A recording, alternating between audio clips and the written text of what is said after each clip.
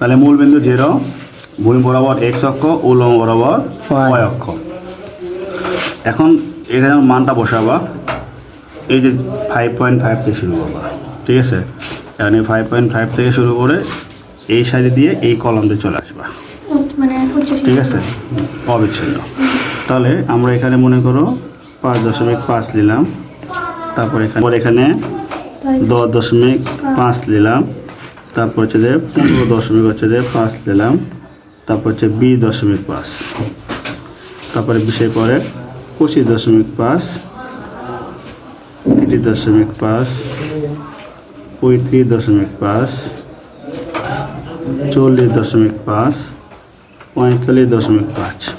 তাহলে আমাদের 5.5 থেকে শুরু করে একবারে 35.5 পর্যন্ত আছে। আমরা সিরিয়াল বাই লিখে দিলাম। এবার এখানে আমাদের শ্রেণীবিভাজন আছে কত বলো? 5। কত আছে? 5। তাহলে প্রতি ঘরকে কত ধরা আছে বলো? 1 ধরা হয়েছে। এবার দেখো আমাদের এদিকে গণ সংখ্যা আছে 38 পর্যন্ত, পর্যন্ত আছে 38 পর্যন্ত আছে, তাহলে একটু বড়ই আছে। তাহলে এই দুটো আমরা কি প্রতি ঘরকে 1 করে ধরবো। কত ধরবো? 1। তাহলে এখানে লিখলাম 5, 10, 15, 20, 25, 30, এটা 35, 40। এটা আয়তলেখ অঙ্কন করার সময় তোমাকে কিন্তু দেখতে হবে 5.5 থেকে 10.5 পর্যন্ত যেটা দেওয়া আছে, আর এর আগে যেগুলো দেওয়া আছে এটা আরও ঘর আছে বলতে আমরা এখানে ভাঙা চিহ্ন ইউজ করতে পারি। ওকে, তো 5.5 থেকে 10.5 পর্যন্ত গণসংখ্যা কত আছে বলো? 5 আছে। তাহলে এই 5.5 একটা করে দেবা, আর আবার 10.5 একটা করে দেবা, দুই পাশে করে দিতে হবে, ঠিক আছে?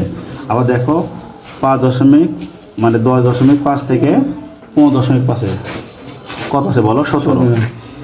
তাহলে এবার 10 থেকে 15.17, তাহলে 5, 10, 15, 16, 17। তাহলে এই পাশে একটা ফোঁটা, এই পাশে একটা ফোঁটা। এবার দেখো 15.5 থেকে 20.5 কত আছে? 30। তাহলে 15 থেকে 20 কত আছে? 30। তাহলে এই পাশে একটা ফোঁটা, এই পাশে একটা ফোঁটা। আবার দেখো 20.5 থেকে 25.5 কত আছে? 38। 20 থেকে 25, 38। এই যে 35, 36, 37, 38, ঠিক আছে? আমাদের কিন্তু দুই পাশে কিন্তু ফোঁটা দিতে হবে। আবার দেখো এখানে তোমার হচ্ছে যে 25.5 থেকে 30.5 কত? 35। 25.5 থেকে 30.5 তোমার হচ্ছে যে 35। তাহলে এই যে দুই পাশে ফোঁটা দিয়ে দেবা।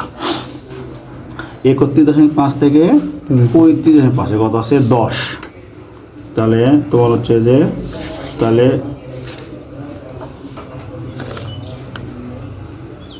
31 থেকে আমার হচ্ছে যে 35 পর্যন্ত আছে 10।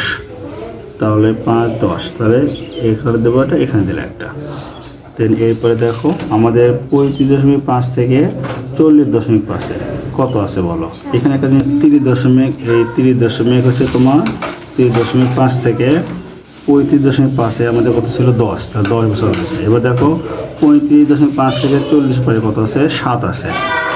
তাহলে 35 থেকে 40 7 আছে, তাহলে 5, 6, 7। এবার দেখো 40.5 থেকে 5 কত আছে? 3 আছে। তাহলে এই যে 40.1, 2, 3, 40.5 থেকে 35.5 কত আছে? 3।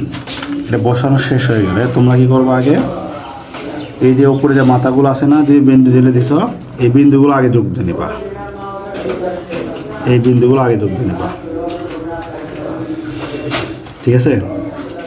বিন্দুগুলো যোগ করার সময় কি খেয়াল করো যে একটার সাথে যেন আরেকটা যেন যোগ না হয়ে যায়, তাহলে কিন্তু চিত্র ভুল হয়ে যাবে,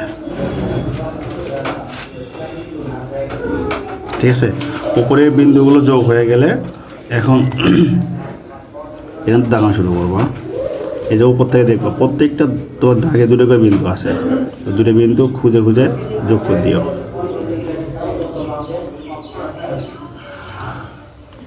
ঠিক আছে? বোঝা যাচ্ছে? কি বোঝা যাচ্ছে?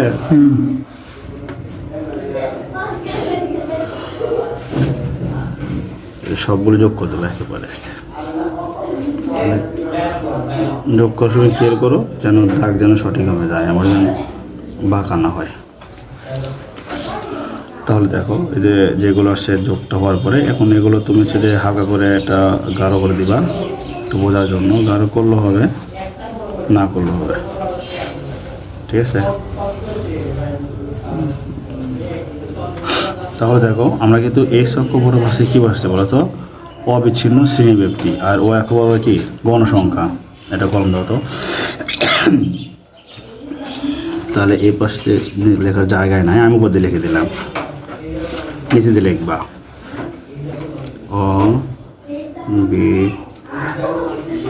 অবিচ্ছিন্ন শ্রেণী ব্যক্তি, আর এখানে বাকি ও এক বরাবর গণসংখ্যা, ঠিক আছে। আমি তো উপরে লিখছি, উপরে লেখো না, এই নিচে লিখে দিও, জায়গাটা সেদিন উপরে লিখে দিচ্ছি। হ্যাঁ, এখন বলো, এটাই কোনো সমস্যা আছে? বুঝতে পারবা? বুঝছো? তাহলে বাবা